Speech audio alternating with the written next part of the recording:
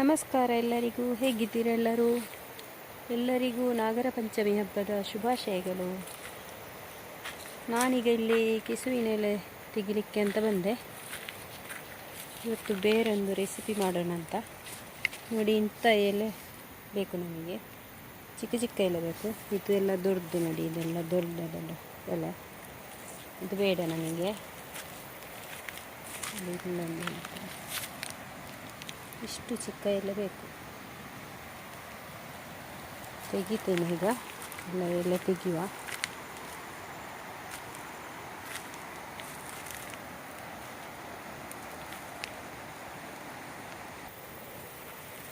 ಇದು ತೆಗೆದು ಒಂದು ದಿವಸ ಇಡಬೇಕು. ಇದನ್ನು ನಾಳೆ ಮಾಡೋದು ನಾನು. ಅದಂದರೆ ಬಾಡಿ ಹೋಗ್ತದೆ ಆವಾಗ. ಇಲ್ಲದಿದ್ದರೆ ಅದು ಮಾಡಲಿಕ್ಕೆ ಆಗೋದಿಲ್ಲ. ಅದು ಸ್ವಲ್ಪ ಬಾಡಬೇಕು ಅದು ಎಲೆ.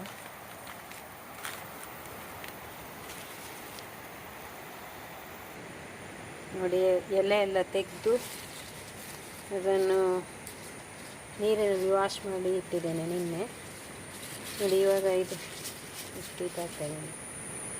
ಹೀಗೆ ಆಗಬೇಕು.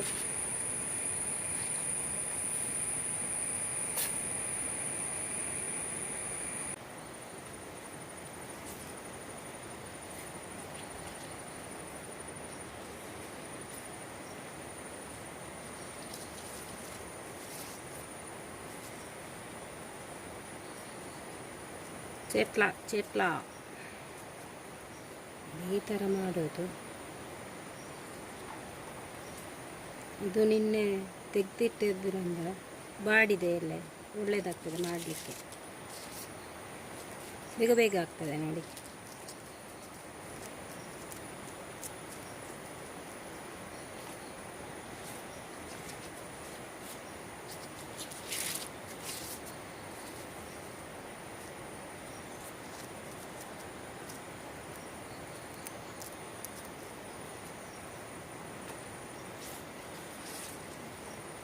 ಈ ಥರ ಇರ್ತದೆ.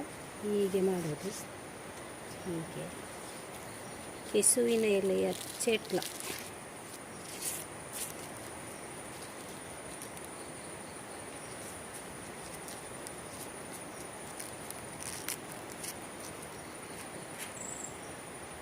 ಇದೇನಾಗೋದಿಲ್ಲ ಸಾಂಬಾರಲ್ಲಿ. ನೋಡಿ, ಕೆಸುವಿನ ಎಲೆಯಿಂದ ಚೇಟ್ಲೆ ಮಾಡಿದ್ದೇನೆ.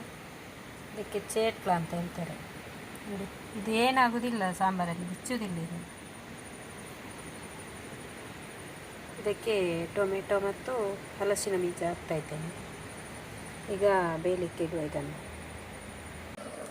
ಮಣ್ಣಿನ ಪಾತ್ರೆಯಲ್ಲಿ ಬೇಯ್ತಾ ಇದೆ ನೋಡಿ. ಚೇಟ್ಲ ಮತ್ತು ಹಲಸಿನ ಬೀಜ ಮತ್ತು ಟೊಮೆಟೊ. ಇದಕ್ಕೆ ಈಗ ಮುಚ್ಚಿದೆ. ಹಾಗೆಯೇ ಇಲ್ಲಿ ಮಸಾಲೆ ಕೂಡ ರೆಡಿಯಾಗಿದೆ. ಕೆಸುವಿನ ಎಲೆಯ ಚೇಟ್ಲ ಸಾಂಬಾರು ರೆಡಿ ಆಯಿತು ನೋಡಿ. ಇದಕ್ಕೆ ಹಲಸಿನ ಬೀಜ ಮತ್ತು ಟೊಮೆಟೊ ಎಲ್ಲ ಹಾಕಿದ್ದೇನೆ ನೋಡಿ. ಏನಾಗೋದಿಲ್ಲ, ಅದು ಬಿಚ್ಚಲ್ಲ ಇದು. ಹಾಗೆಯೇ ಇಲ್ಲಿ ಅನ್ನ ಕೂಡ ಬೇಯ್ತೈತೆ.